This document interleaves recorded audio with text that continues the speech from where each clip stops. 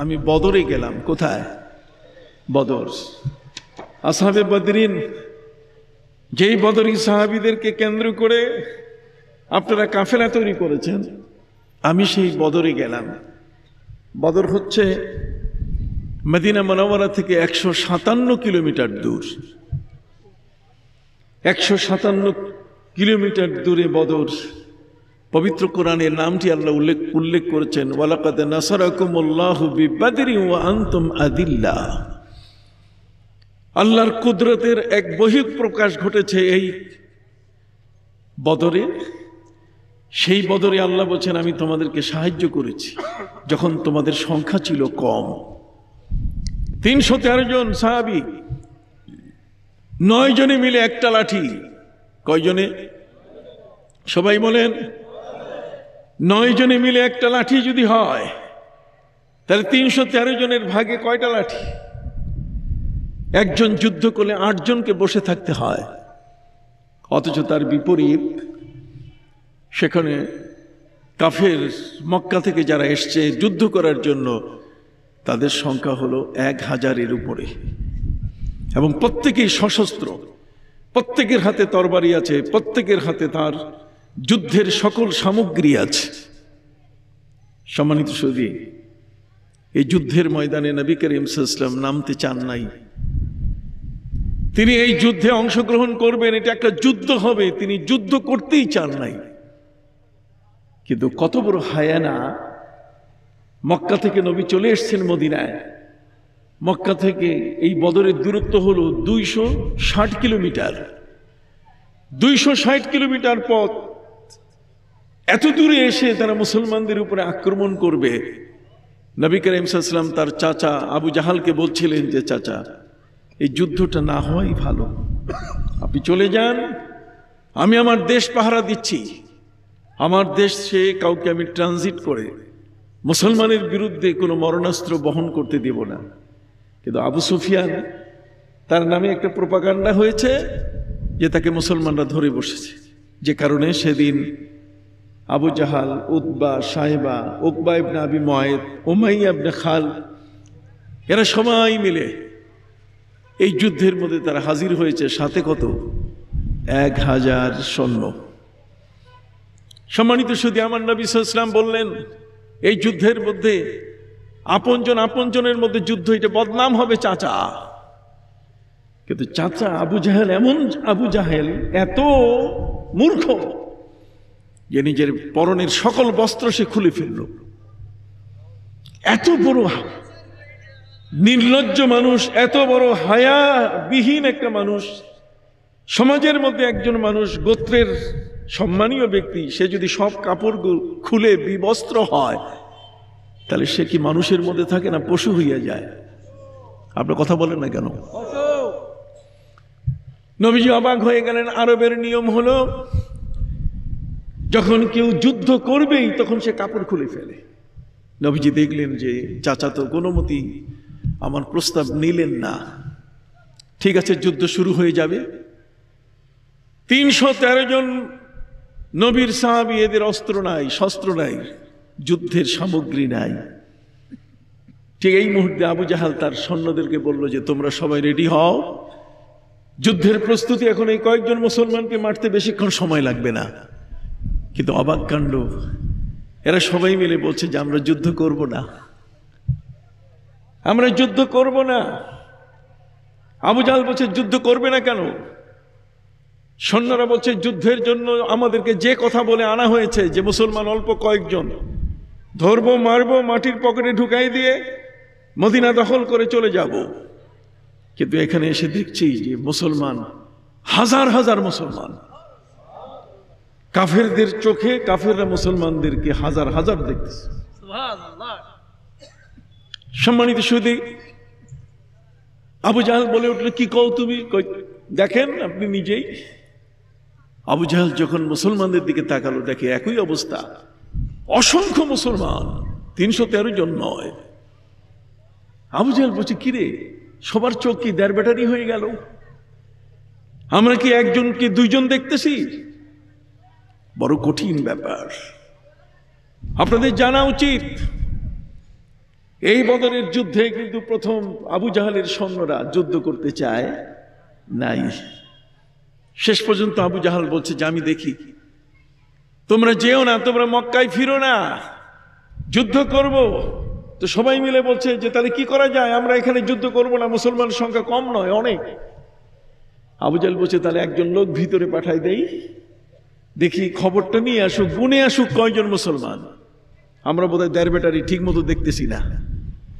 এখন প্রশ্ন হলো যে ওপারে যে 313 জন সাহাবী, তারা তো নানা রঙের ছিলেন না, প্রত্যেকের গাল ভরা দাড়ি, মাথায় নবীর সুন্নতি পাগড়ি, ইসলামের কি চমৎকার সুন্নতি পোশাক। এই 313 জনই একটু আলাদা, এদেরকে দেখলেই আলাদা করা যায় যে এরা একজন মহান নবীর অনুসারী। কিন্তু বাকি আবু জাহালের সাথে যারা আছে তারা তো উল্টা পাল্টা, এরা ভিতরে গেলেই তো ধরা পড়ে যাবে। এই জন্যই তারা চিন্তিত হয়ে পড়ল। আবু জাহাল বলে যে তোমাদের মধ্য থেকে একজন মনমোহন সিং বাইর করো। কাকে? মনমোহন সিং মানে ভারতের প্রধানমন্ত্রী মনমোহন সিং, তার মাথায় পাগড়ি ছিল, লম্বা জামা ছিল, শেরওয়ানি গায়ে ছিল, মুসলমানের পোশাক দেখলে মনে হতো, কিন্তু তার পিছনে কি কোনো নামাজ পড়া যাবে? সে একটা শিখ। ঠিক এই ধরনের একজন মনমোহন সিং পেয়ে গেল তারা, যে কিছু দাঁড়িয়ে আছে, একটা মোটামুটি মাথায়, ওই একদল মানুষ আছে না খালি বেদাত বেদাত কয়, ওদের মাথায় দেখবেন পাগড়ি নাই, ওরা খালি ওই রুমালকে পাগড়ি বানায়। এই রুমালি পাগড়িওয়ালারা সমাজের মধ্যে আজকে সবচেয়ে বড় ফিতনাবাজ। কথা বুঝতে পারছি? এরা নানা ধরনের ফিতনা করছে। সম্মানিত সুধী, পাগড়ি বেঁধে দেওয়া হলো, মুখে দাড়ি। যখন এই মুসলমানের সংখ্যা গুনতে গেছে তখনই অবাক যে মুসলমান, সেখানে গিয়ে হযরত আবু বকর সিদ্দিক রাদিয়াল্লাহু তাআলা চোখে পড়ছে। আবু বকর সিদ্দিক নবীর সাথে সাহাবায়ে কেরামের উঠা বসা করতে করতে তাদের চোখের পাওয়ার এত বেড়ে গেছে। ইত্তাকু মিন ফিরাসাতিল মুমিন ফাইন্নাহু ইয়ানজুরু বিনুরিল্লাহ, তাদের চোখের দৃষ্টি আল্লাহর নূরে পরিপূর্ণ হয়েছে। কাজে 1 নম্বর 2 নম্বর সাথে সাথে তারা ধরতে পারতেন। ওপারের 2 নম্বর মানুষটা ভিতরে আসার সাথে সাথে আবু বকর সিদ্দিক রাদিয়াল্লাহু তাআলা আনহু তাকে ধরে ফেললেন। তিনি বললেন, ইউ আর আন্ডার অ্যারেস্ট, তুমি আমার হাতে বন্দী। কেন? আমি তো বন্দী। কেন বন্দী হব? আমার তো দাড়ি আছে, আমার তো পাগড়ি আছে, আমি তো আপনাদের। কয় না, কালেমা বাতাও, কালেমা বাতাও, কালেমা বলো।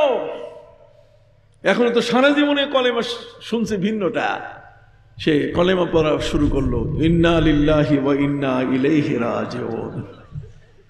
আবু বকর সিদ্দিক রাদিয়াল্লাহু তাআলা দেখলেন, এই তো 2 নম্বর। কি কোন ঠিক না? সম্মানিত সুধী ভাইরা আমার, এর মধ্যে হযরত ওমর ফারুক রাদিয়াল্লাহু তাআলা দেখে ফেলেছেন।